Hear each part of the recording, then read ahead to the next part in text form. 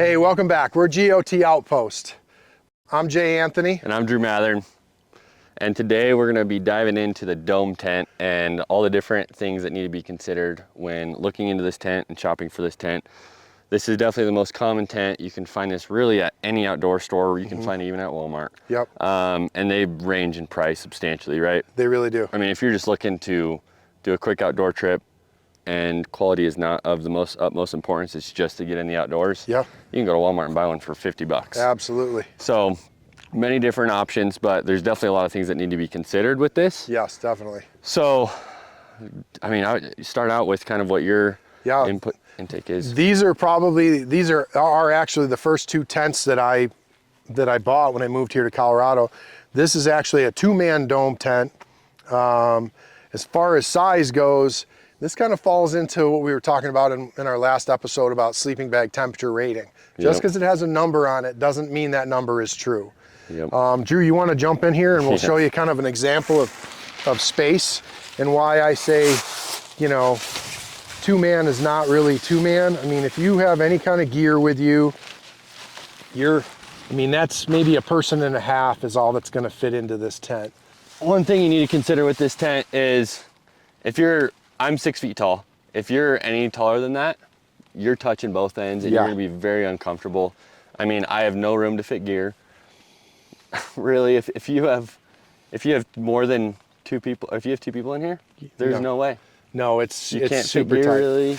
You're gonna be touching shoulders. I mean, you could do it if it's with your spouse, right? Yeah, I'm or not doing really it with close you. friends. I'm definitely not doing it with you.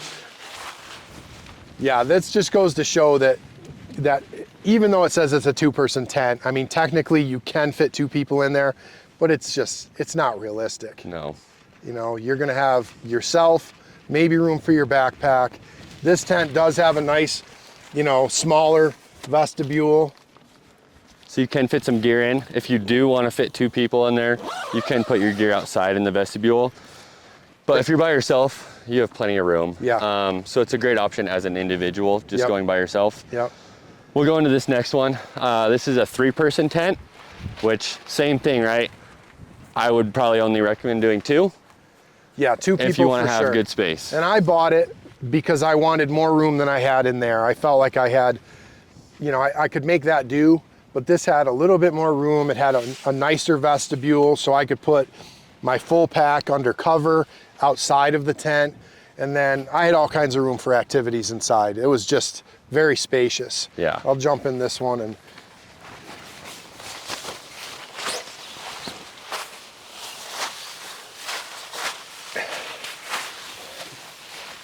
this one is a little bit longer. Definitely getting some air blowing underneath it right now, but you could fit 2 people in here easily. Yeah, absolutely. And you could fit somebody a little bit taller too. So it's got a nice little nest to hang stuff.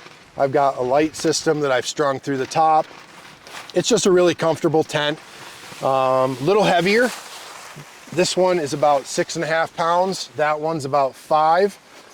So not a huge difference for the space. And I think that's where I was like, geez, for another pound and a half, I can have a lot more room.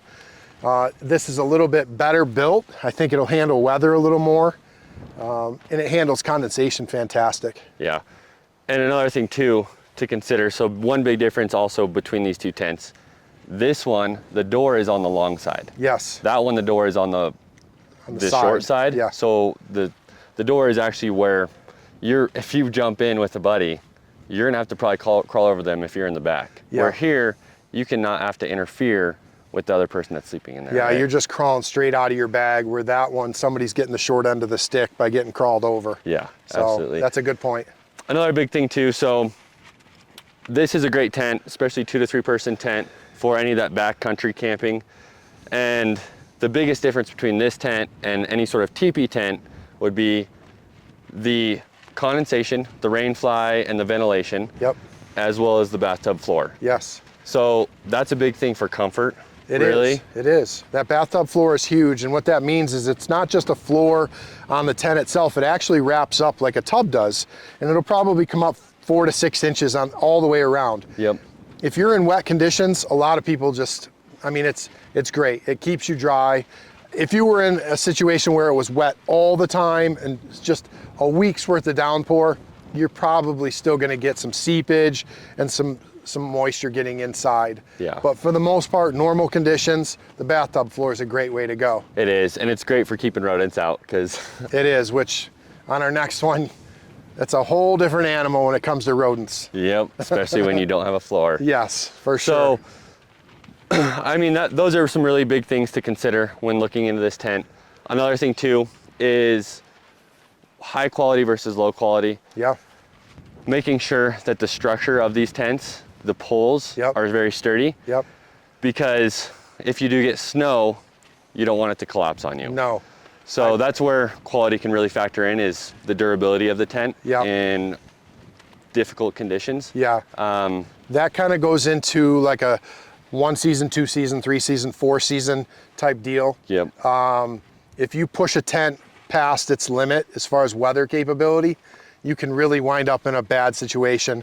A few years ago, we had a tent just like this, and one of my hunting partners, we got like 6 inches of that heavy snow, and he literally woke up with his tent like, 6 inches from his face. Yeah. Because it had just collapsed under the load. So you're kind of like taking a chance as to whether you're going to get a storm. It's a gamble. I've had this particular tent. This is a Slumberjack. I've had this in some pretty extreme weather. Does not mean it's a 4-season tent. It's definitely probably a 2 to 3. Yeah. And I pushed it, but I got lucky. Yeah. So, I mean, that's something huge to consider because safety is of the utmost importance. It really is worth investing in that, right? Yeah. To protect yourself. Yep. Because in Colorado, you don't know what to expect. You can get snow in the summer, even in Colorado in the upper Alpine mountains. So another thing too, like it's very windy, so make sure you tie these down as well. Yep. That rain fly can get pretty noisy. Yep.